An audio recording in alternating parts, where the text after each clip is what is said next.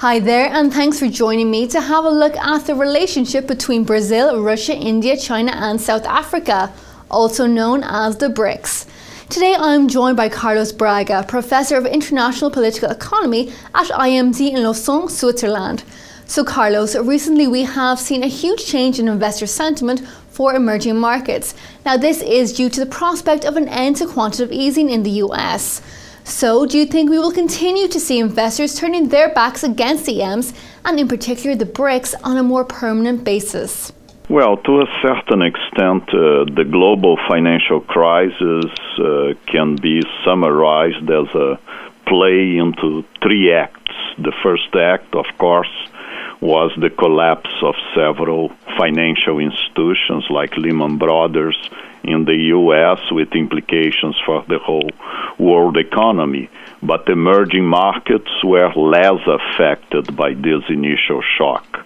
The second act was the Eurozone debt crisis as governments in the Eurozone tried to save private entities, and as a consequence we saw a significant increase in public debt in the Eurozone and later on in the periphery in countries like Greece, Portugal, Ireland, leading to a sovereign debt crisis. And now, to a certain extent, we are entering what could be characterized as the third act, which is as the economies in the industrialized world, particularly the United States, begin to show signs of recovery, there is an adjustment in terms of the sentiment vis-a-vis emerging economies and some of the BRICS. So this is also combined, in the case of the United States, by the fact that there is an expectation of tapering with the quantitative easing policies, which would mean that most likely we'll see an increase in interest rates in the United States with implications for all financial markets. So this, to a certain extent, is leading to an outflow of capital from emerging economies. So this is the third act. How dramatic is this adjustment going to be? It varies a lot from country to country. Countries that have significant current account deficits, for example, India, Turkey, less so Brazil, Indonesia, but they are being affected by this adjustment. So yes, we are seeing an adjustment. Is this going to be a major crisis in terms of these economies slowing down in a significant way? Well, it's still a debatable proposition. In my view, it depends a lot what emerging economy you are talking about. And officials from the BRIC countries have agreed on the capital structure for a proposed development bank with a total capital of 50 billion that aims to reduce the reliance on Western financial institutions. Carlos, do you think this will be a successful development? Oh, I'm very skeptical about the BRICS Development Bank. First, there is lots of talk about it, but in concrete terms, decisions as simple as where it would be located, exactly how it would be structured, all of these are still decisions to be implemented.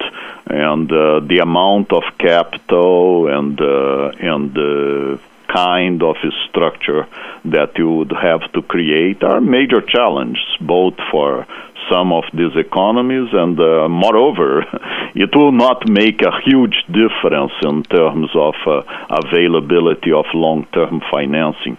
Actually, I believe that the main challenge for the Development Bank of the BRICS are exactly the state-owned institutions, development banks like the National Development Bank of Brazil and the related development banks in China, etc., that are already very active. And it's a little bit difficult to believe that the new development bank is going to make a major difference. So in my mind, it still remains much more a political proposition than a real institutional development. And Carlos, in an article you wrote that economically speaking, China is the proverbial outsized elephant in the room. Can you tell us more about your concern over China?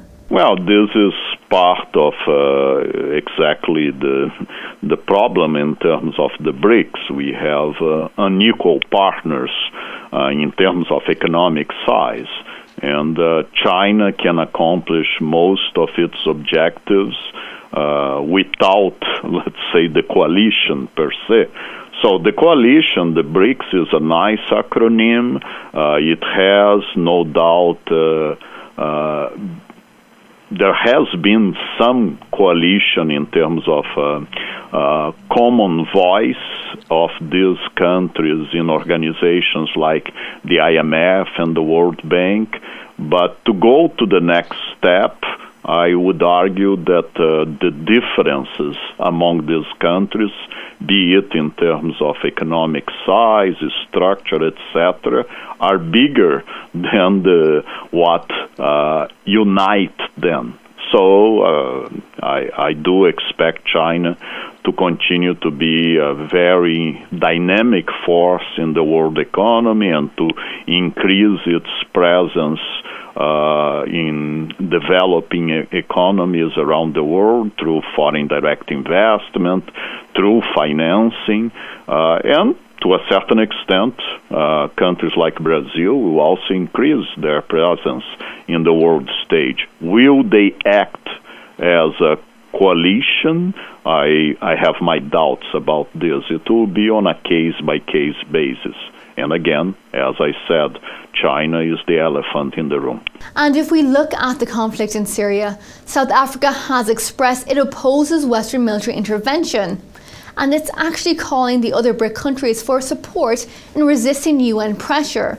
So what type of impact are the tensions having on the BRICS? Well, I think that all these countries in different ways have traditionally supported a non-interventionist agenda, okay? So, if anything, the Syrian situation is a major humanitarian crisis, and it's a dramatic disaster for the peoples of Syria and for the implications for the Middle East. Having said that, I don't think China has, together with Russia, been very vocal in the Security Council and other places against Western military intervention. Now, South Africa is also voicing this position, and Brazil, as in terms of a tradition, has always been against military intervention. So here it's much more, let's say, it reflects traditional positions of most of these countries that in this case they are speaking individually but with more or less a common voice. Of course, it's a big difference if you are sitting in the Security Council, as is the case for China and Russia. Thank you, Carlos, for that. Well, viewers, do stay tuned to Dukascopy TV and see you again on Monday. Have a good weekend.